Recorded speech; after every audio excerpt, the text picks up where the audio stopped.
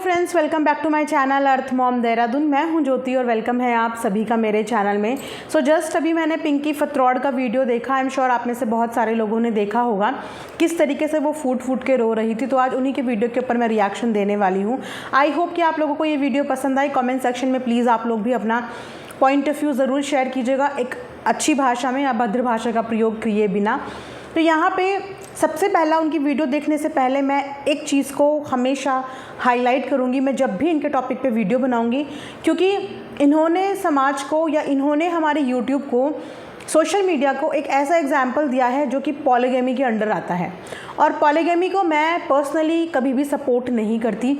ये दो शादी वाली परंपरा को ना तो मैं सपोर्ट करती हूँ, ना ही हमारा हिंदू धर्म करता है और ना ही हमारा कानून करता है।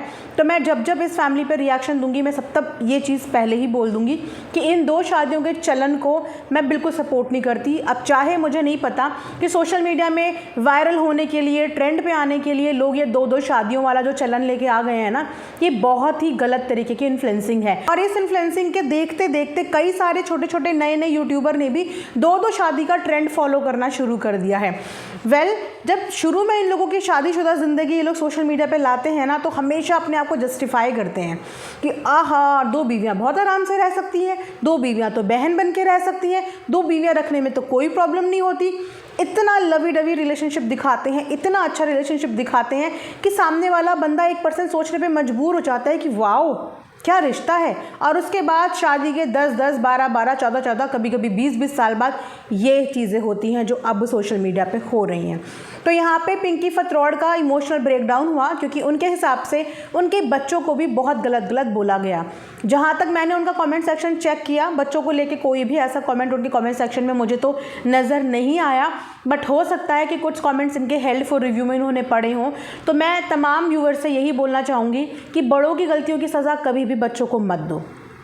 बच्चे मासूम होते हैं और सिर्फ बड़ों की गलती की सज़ा ना जाने अनजाने बच्चों को भुगतनी पड़ती है। आज सोशल मीडिया पे बच्चे गाली सुन रहे हैं, कल को समाज में जब ये निकलेंगे बाहर तो भी इनको इस नज़र से देखा जाएगा जिसमें मासूम बच्चों की कोई गलती होती नहीं है। तो पेरेंट्स अपनी जवानी में, अपने जोश में ऐसे कारनामे तो कर लेते हैं, लेकिन बिना ये सोचे हुए कि आपको रहना तो इसी सोसाइटी के बीच में है, इसी समाज के बीच में है। और समाज कभी भी 2 शादियों को इज्जत देता ही नहीं है। चाहे आप कितने नेम फेम हासिल कर लो, लेकिन समाज 2 शादियों को इज्जत नहीं देता है। आपको उसी नज़र से देखा जाता है जो शायद आज आप कमेंट सेक्शन में लोगों के सुन रहे हो।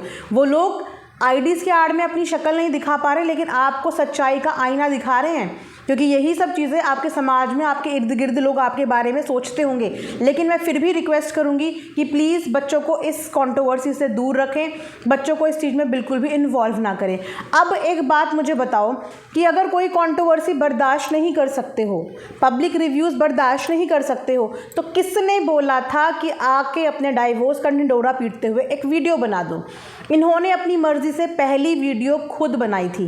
पिंकी जी पहली वीडियो खुद बना के यहाँ पे लाई थी, जिस वीडियो में उन्होंने सरासर डायरेक्टली इनडायरेक्टली सोनू के कैरेक्टर पे उंगलियां उठा दी थी।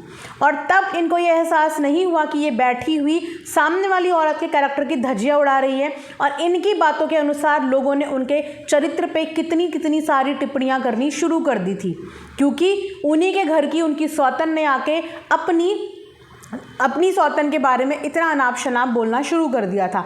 2 दिन बीत गए, वहाँ से सोनू का कोई भी वीडियो नहीं आया। लेकिन जब बात अपने चरित्र की आती है, अपने मान सम्मान की आती है, तब आपको ये ख्याल नहीं आया कि जो सोनू के बच्चे हैं वो भी तो आपके बच्चे हैं। पति तो आप लोगों का कॉमन ही है ना, रिश्ते में तो भाई बहन माँ बच्चे ही लगते हो आप लोग। आपने एक माँ के चरित्र पे सवाल उठा दिया और आपने ये नहीं सोचा कि सोनू के भी बच्चे हैं, वो भी स्कूल जाएंगे, वो भी समाज में उठेंगे बैठेंगे, क्या बोलेंगे लोग उन्हें कि तुम्हारी मम्मी चरित्रहीन है, तुम्हारी मम्मी ऐसी है। तब आपको ये ख्याल नहीं आया कि उनके बच्चे तो आपके बच्चों से उम्र में बड़े हो चुके हैं, समझदार हो चुके हैं, उनको लोग क्या बोलेंगे। तब नहीं समझ में आया, तब बुरा नहीं लगा। आज जब सेम बात अपने बच्चों के लिए सुनी तो बुरा लगा। यहाँ से पता चलता है कि शायद आपने सोनू के बच्चों को कभी अपना बच्चा समझा ही नहीं, क्योंकि अगर आप उनके बच्चों को भी अपना बच्चा समझते और वाकई में हर बच्चे को बराबर समझते तो आप कभी भी बच्चों की माँ के ऊपर इतना घिनौना और इतना गंदा इल्ज़ाम सोशल मीडिया पे आके नहीं लगाते। अगर आपको बहुत ज़्यादा ज़रूरी था अपने डाइवोर्स के बारे में यहाँ पे आके बताना, तो आप वो ढंग से भी बता सकते थे कि हमारी आपस में नहीं बन रही है, चीज़ें ख़राब हो चुकी हैं, हम अलग होना चाहते हैं। ये इस तरीके से भी आप बता सकते थे, लेकिन आपने जिस तरीके से बताया उस तरीके से आपने सोनू के चरित्र पे और उसको बदनाम करने की कोशिश करी, जिसकी वजह से तमाम लोगों ने उसको उसी नज़र से देखा। अगर कि सोनू की वीडियो नहीं आती तो शायद हम भी यही सोच रहे होते कि वाकई में सोनू ने ऐसा कुछ किया था, वाकई में सोनू भाग गई थी और इसी वजह से विकास जी ने पिंकी से शादी कर ली। विकास जी और पिंकी जी दुनिया की नज़र में, सोशल मीडिया की नज़र में और हमारी नज़र में एक गुडी हस्बैंड वाइफ हो जाते, जिनकी पहली बीवी ने अपने पति को धोखा दिया। लेकिन जब हमें कहानी का दूसरा पहलू पता चलता है, क्योंकि उस औरत के साथ उसका परिवार है, उस औरत के साथ उसकी माँ थी, उस औरत के साथ उसके ससुराल वाले थे, और वहाँ पे बैठ के पता चला कि वो भाग के किसी के साथ नहीं गई थी। तो जो इमेज इन्होंने सोनू की डालनी चाहिए वो इमेज एक्चुअली इन पे ही उल्टी पड़ गई, क्योंकि सोनू के साथ परिवार वालों ने बुलंद आवाज़ में ये बात बताई और असलियत बताई कि सोनू वहाँ से क्यों गई थी। अब इनका बोलना ये है कि मैंने उन लोगों का डाइवोर्स रुकवाया, और इस चीज़ के लिए उन्हें तब मैं बहुत अच्छी लगती थी। अरे आपने उनका डाइवोर्स रुकवाया क्योंकि वो डाइवोर्स हो भी तो आपकी वजह से रहा था। अगर कि आप विकास जी की लाइफ में नहीं आती, अगर आप किसी लड़के से कांटेक्ट करते हो और कोई लड़का आपसे बात करने आता है और पहली चोट में ही किसी लड़की को पता चलता है कि अरे ये तो ऑलरेडी मैरिड है, वो लड़की अपना कदम आगे नहीं बढ़ाती। कोई भी शरीफ लड़की होगी, कोई भी ख़ानदानी लड़की होगी, कोई भी लड़की होगी जिस अपनी इज्जत की होगी ना, वो कभी भी ऐसी रिलेशनशिप में आगे नहीं बढ़ेगी जिस रिलेशनशिप में सामने वाला ऑलरेडी मैरिड है, जिस रिलेशनशिप में सामने वाले के ऑलरेडी बच्चे हैं। चलो 1% के आपका रिलेशनशिप जब शुरू हुआ था तब बच्चे नहीं थे, पर प्रेगनेंसी तो थी। अगर ये भी पता हो कि प्रेगनेंसी भी नहीं है, लेकिन ये तो पता था कि वो मैरिड है, तो कैसे आपने उस रिश्ते में अपने कदम आगे बढ़ाए? आपने वो कदम आगे बढ़ाए और आपके कदम बढ़ाने की वजह से वो इंसान अपनी बीवी को डाइवोर्स देने के लिए तैयार हो गया। एक हंसता खेलता परिवार आपकी वजह से टूटने की कगार पे आ गया, और आप उस डाइवोर्स को बचाने का क्रेडिट लेना चाहते हो। क्यों? वो क्रेडिट आप कैसे लेना चाहते हो? आपको तो क्रेडिट सिर्फ यही मिलेगा, ना तो आपकी उनकी लाइफ में एंट्री होती, ना ही उनकी बीवी से उनको तलाक लेने की नौबत आती। उनके बीच में प्रॉब्लम थी, 6 महीने में, 5 महीने में, साल भर में वो सॉर्ट हो जाती। लेकिन जब आदमी को ऑप्शन मिल जाते हैं ना, तो वो अपनी रिलेशनशिप को लेट इट भी ले लेता है, लेट इट भी ले लेता है। बिल्कुल इन्होंने यहाँ पे सही बोला कि सब लोग मुझे क्यों बोल रहे हैं। बिल्कुल, अगर यहाँ पे गलती पिंकी की है और अगर यहाँ पे गलती सोनू की है कि उसने अपनी पति की दूसरी बीवी को एक्सेप्ट किया, किस लाज में, किस मजबूरी में, किस शर्म में, लेकिन ये चीज़ें एक्सेप्ट करने वाली नहीं होती हैं। अगर हर आदमी इसी तरीके से 2-2 शादी करके अपनी बीवी की सौतन लेके घर में आने लग गया, तो फिर तो बीवी का ज़िंदगी बेकार हो जाएगी। फिर तो कोई भी माँ बाप अपनी बेटियों की शादी नहीं करेंगे और पति खुले सांड की तरह कहीं भी घूमता रहेगा, किसी को भी शादी करके घर पे सामने ला के खड़ा कर देगा।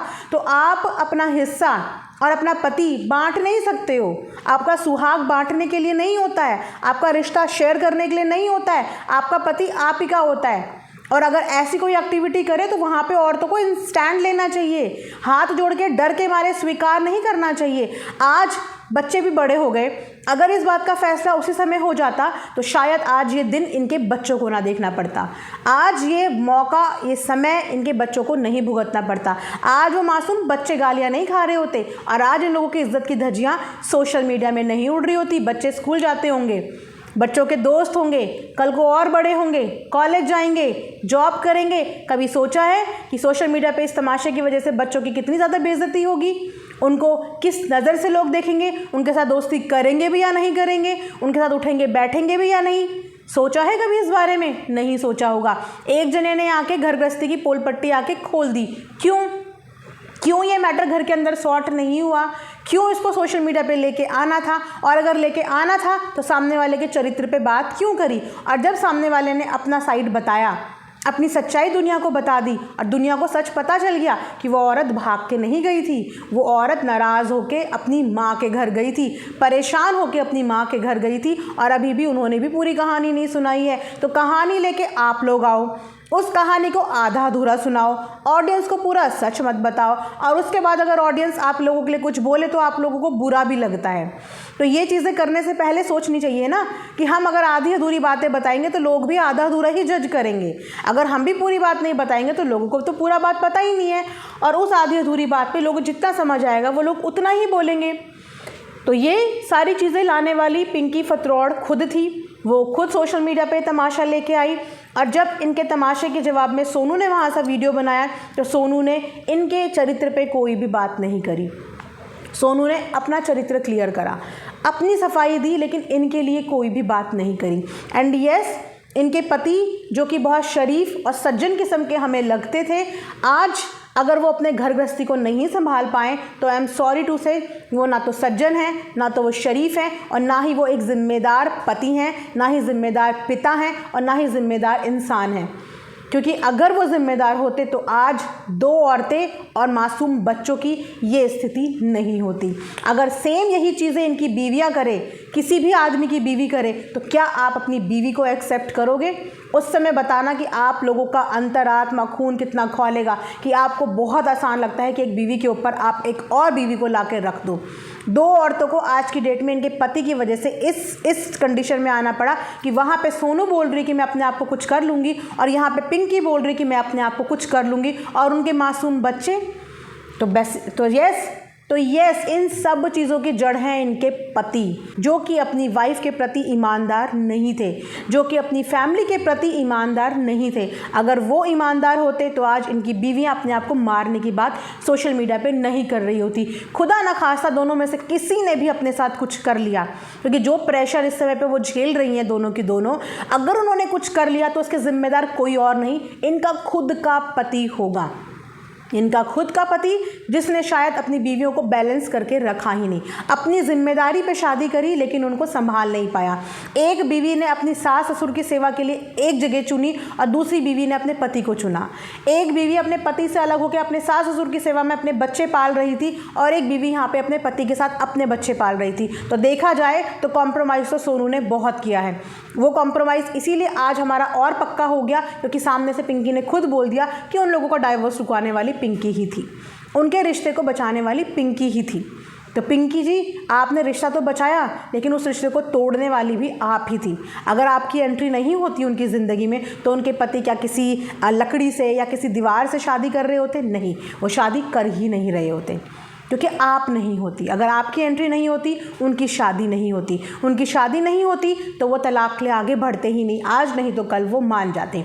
आज भी वो औरत अपने सास ससुर की वहाँ पे सेवा कर रही है, और आपको पूरा फ्रीडम है अपने पति के साथ यहाँ पर रहने का। और उसके बाद इन दोनों बीवियों को लड़ा के इनके हस्बैंड, जिन्हें इस समय पे अपनी दोनों बीवियों को प्यार से संभालना चाहिए, क्योंकि जिम्मेदारी पे लाए थे ना, अपनी सिर्फ अपनी जिम्मेदारी पे शादी करी थी ना, तो अब ये जो दोनों बीवियों को सोशल मीडिया पे छोड़ दिया है, इस रोती बिलखती हालत में उनको कौन संभालेगा?